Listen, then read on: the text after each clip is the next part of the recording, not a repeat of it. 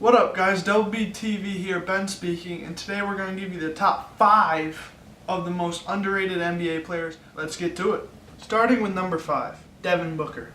Now it's hard to believe the Suns could be a lot worse, but imagine if they didn't have Devin Booker. This team would be lucky to get 5 wins all season long. Booker, in the tough West, definitely should be an all-star. I mean, can you name any all-star that has dropped 70 points? The next closest to that is both LeBron and Harden, and they didn't even come close, with their highest scoring game both being 61.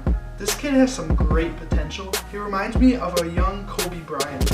It would just be nice to see him be more consistent with his game.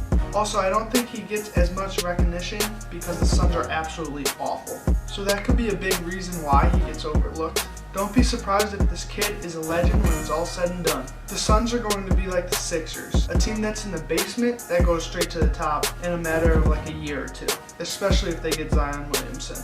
Number 4, Nikola Jokic. Now, by no means is Nikola Jokic an average player, but I don't think he gets as much credit as he deserves. He is one of the best centers in the NBA, hands down. He can literally do it all, pass, shoot, and rebound. You could arguably make the case he should be starting on the West All-Star team. Jokic, among other good role players in Denver, had the Nuggets second in the West, only behind the back-to-back champs, the Warriors. Jokic passes the ball better than most point guards while playing the center position. The only other big guy that can play that role is Draymond Green, but he can't shoot nearly as good as Nikola Jokic. I don't exactly know why Nikola and the Nuggets don't get the kind of credit they deserve. Maybe it's they don't have anyone making any flashy plays. They're not the most athletic team. They're not going to dunk on you every single night. Also, they're not going to cross you up. So I just had to toss the big fella's name out there. I know he's a very liked player in the NBA. I just don't think he gets the amount of credit that he deserves.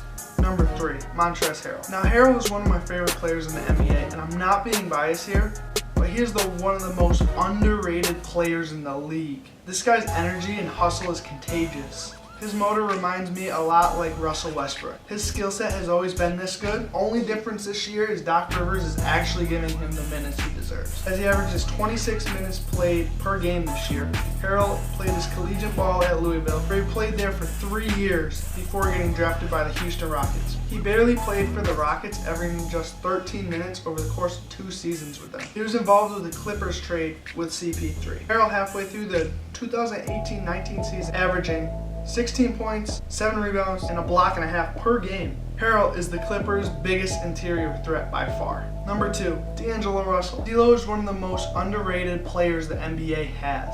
Back when he was drafted second by the Lakers in 2015, he had high expectations coming to the NBA. Only had played 1 season for the Ohio State. When he was playing at Ohio State, he averaged 19 points, 6 rebounds, and 5 assists. Those numbers didn't quite translate over to the NBA right away. D'Lo's rookie year, he averages 13 points, 3 rebounds, and 3 assists in a rebuilding year for the Lakers. But this season has been a different story for D'Lo. Him and Spencer Dinwiddie have put the Nets on their back entering the All-Star break. D'Lo is averaging so far this season 20 points, 7 assists, and 3 rebounds. Definitely good enough to be on an All-Star team, especially in the East. Without Russell, I don't know if the Nets have half the wins they have now, as he is such a big playmaker in that offense. Also, if the season ended right now, as we're recording this, the Nets would currently be 6th in the East. This Nets squad is definitely overachieving this year and is a big thanks to D'Angelo Russell. Now, for the most underrated player in the NBA, we have him coming in at number 1, Jusuf Nurkic. Nurkic is putting up all-star numbers halfway through the 2018-2019 season, averaging a career high in every single category. 16 points, 10 rebounds, 4 assists per game, 1.5 block per game, and 1 steal.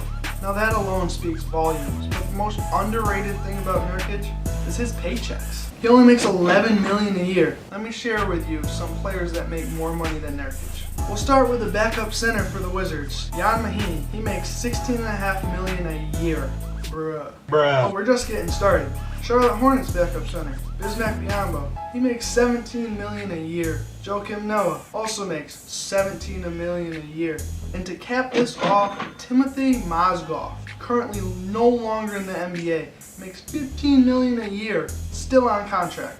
So riddle me that for underrated. The Blazers better give their big fella a raise or someone else will. So I want to know what you guys think. And like always guys, if you haven't done so already, and you're a real baller and you get real buckets, hit the subscribe button and give it a big thumbs up. We'll see you guys next time.